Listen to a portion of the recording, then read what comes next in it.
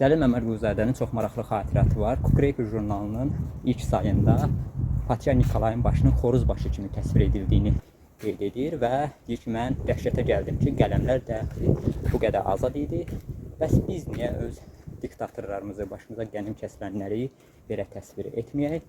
Məhz bu hadisədən sonra Qeyrət mətbəəsində Molla Nəsrəddin jurnalının əsası qoyulur. Qeyd edim ki, bəzi mənbələrdə Cəlil Məmmədquluzadənin bunu yanlış xatırladığı qeyd olunur. Belə ki, Nikolayın başı xoruz kimi yox, ikinci sayda hinduşka başı kimi təsvir edilib. Amma istənilən halda məzmun odur ki, yəni qələmlər artıq padşahı belə tənqid edə biləcək formadaydı. Xoruz eyni zamanda azadlıq, oyatma simvoludur. Yunan mifologiyasındakı Alektorian obrazı, xoruza çevrilən əsgər bunun ən gözəl örnəklərindəndir. İndi nəinki padşahı tənqid eləmək lüksümüz yoxdur.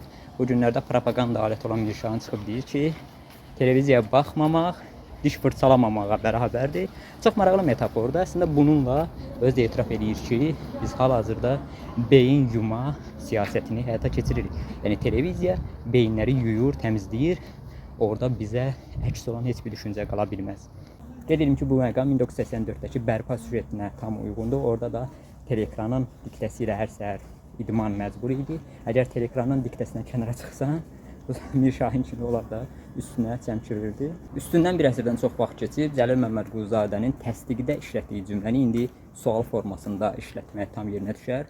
Qələmlər daxil azaddırmı?